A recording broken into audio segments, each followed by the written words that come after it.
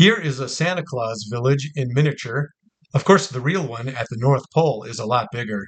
August Mergelman here, and my designs are available at augustmergelman.weebly.com. I don't sell any actual objects, only the designs. The pieces in this collection are printed in resin, and the platform is printed in translucent PLA. There are a number of pieces in the collection. The main gate with built-in sentry boxes and 2 toy soldiers, the post office, the size of a postage stamp, the candy kitchen, the elf dormitory, the sleigh port, complete with a sleigh, the stable. You'll notice that the 9th door has a red light, the home of Mr. and Mrs. Claus, the central Christmas tree. Incidentally, the lights are made out of mini pins, which are easy to find online.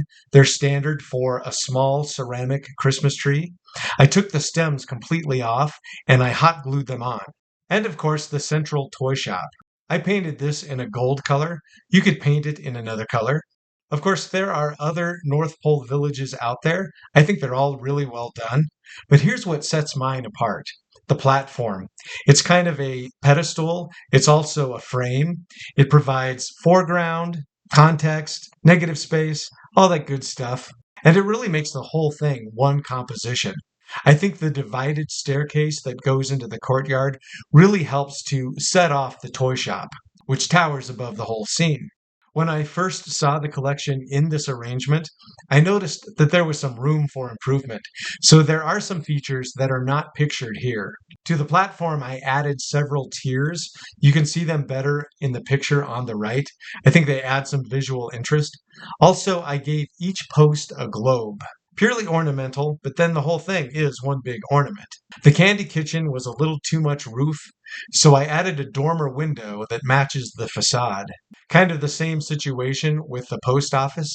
So I added a dormer window, and because there's no sign, you can add a mailbox outside that indicates what the building is. There's also a water tank and a hayloft. There are several evergreens, and you can print them small, medium, or large.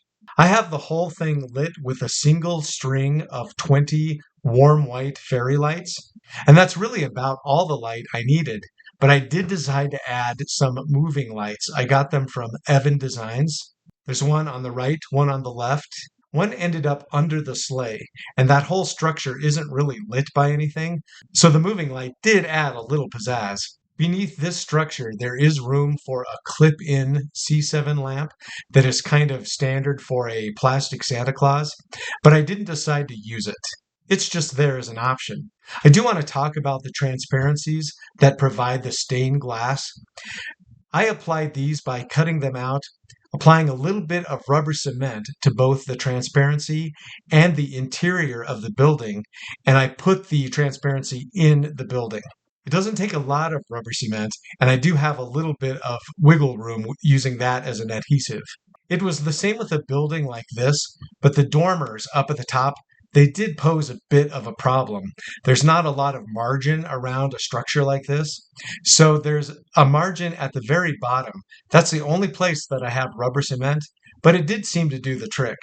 With a building like this, you might have to combine your approach. So in the bottom row of windows, I applied the transparency directly to the inside of the building. But for the very top windows that are in the 2 towers, I actually took those elements and glued them to the actual interior piece that is printed in translucent PLA. I found that that worked better. Now, for the middle row of windows, it's really up to you what you want to do.